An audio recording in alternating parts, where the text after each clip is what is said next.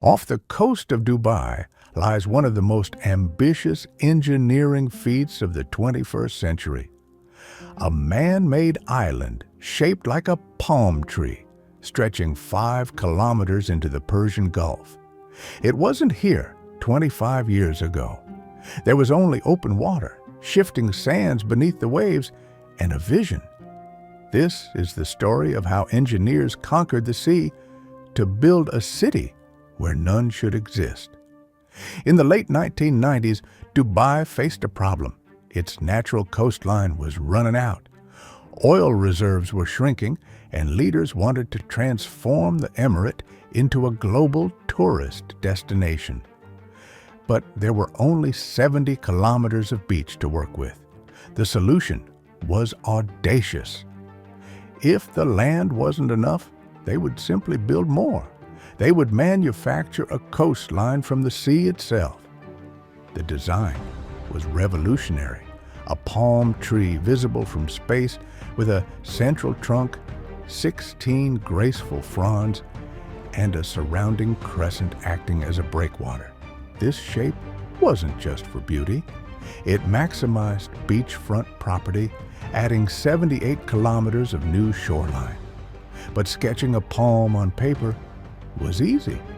Building one from sand and stone in the middle of the ocean would push engineering to its absolute limits. Construction began in 2001. The first challenge was the foundation. Engineers needed material and lots of it. 94 million cubic meters of sand would be required, enough to build a 2-meter-tall wall circling the entire planet. But they refused to use desert sand. Its grains were too fine, too round, and would simply wash away. Instead, they turned to the seabed itself. Giant dredging vessels, some the length of football fields, vacuumed sand from the Gulf floor. The most famous, a Dutch ship called the Rainbow Dredger, sprayed sand in high arcs with pinpoint GPS precision. Satellites guided every meter. Every grain landed exactly where engineers planned. The technique was called rainbowing, and it allowed builders to shape the island's curves with millimeter accuracy across kilometers of open ocean. But sand alone wasn't enough.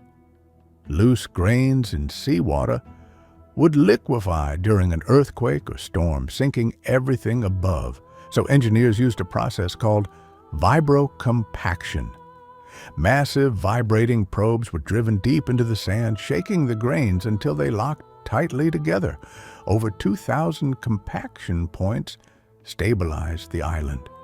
What had been soft, shifting seabed became rock-solid foundation, ready to carry skyscrapers, hotels, and tens of thousands of residents.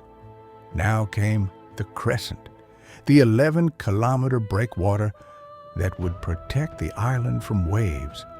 Engineers quarried 7 million tons of rock from the Hajar Mountains, hauling boulders by truck across the desert. Each stone was placed by GPS-guided crane in precise layers. The outer wall was designed to absorb the worst storms the Gulf could deliver, while still allowing seawater to circulate, keeping the lagoons inside fresh and alive. By 2004, the shape was visible from orbit. Astronauts aboard the International Space Station photographed the emerging palm rising from the sea. But the island was still raw sand. No roads, no buildings, no life. Engineers laid down infrastructure first. Water lines, power cables, sewage systems, and fiber optic networks were buried before a single villa rose, an entire city's skeleton hidden beneath the dunes. Then construction exploded upward. Luxury villas lined the fronds, each with private beaches. Hotels rose along the trunk. The crown jewel, the Atlantis Resort, anchored the crescent with its pink towers and underwater suites. A monorail was built, running the length of the trunk. Tunnels were drilled beneath the seabed to connect the crescent to the main island. In just 5 years, an empty stretch of ocean became a thriving district. Yet the engineering challenges never stopped. The island had to survive in a harsh environment. Salt corroded everything. Summer temperatures exceeded 50 degrees Celsius. Sandstorms scoured surfaces. And then there was the sea itself, slowly settling the artificial land. Studies later showed Palm Jumeirah was sinking by about 5 millimeters each year. Engineers continue monitoring it today, adjusting, reinforcing, and ensuring this manufactured paradise remains stable for generations to come. The environmental cost was significant. Dredging churned up sediment, smothering coral reefs and seagrass beds. Marine life that once thrived in these waters was displaced.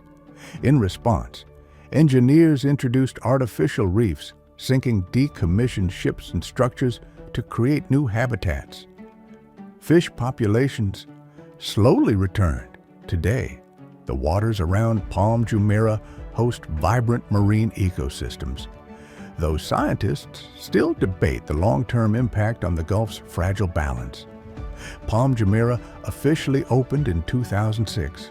Within a decade, it housed over 80,000 residents and welcomed millions of tourists each year. It became one of the most expensive real estate markets in the world. Villas sold for tens of millions of dollars. The Palm wasn't just an engineering triumph. It was a symbol, proof that Dubai could imagine the impossible and then physically build it from nothing. Its success inspired even more ambitious projects. Palm Jebel Ali was planned, larger than the original. The world islands attempted to recreate a map of Earth from artificial archipelagos. Palm Jumeirah aimed to dwarf them all. But the 2008 financial crisis froze most of these dreams. Today, many remain unfinished, ghostly outlines visible only from above, monuments to ambition that outpaced even Dubai's extraordinary resources. Still, Palm Jumeirah endures. It withstood storms, economic crashes, and the relentless erosion of the sea.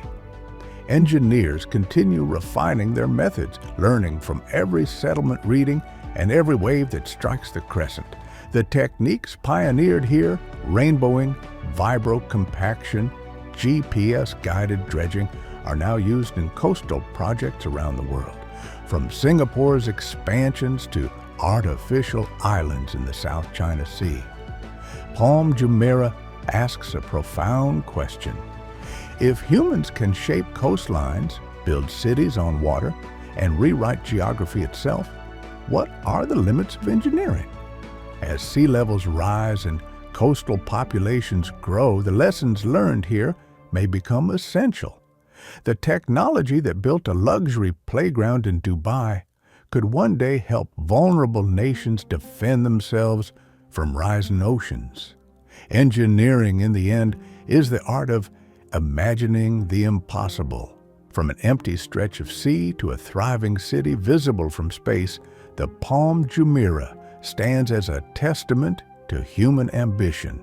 Built from sand, stone, and sheer determination, it reshaped not just Dubai's coastline, but the very idea of what engineers can achieve. The next time you look at a map and see that perfect palm tree in the Gulf, remember, someone dreamed it, and then they built it.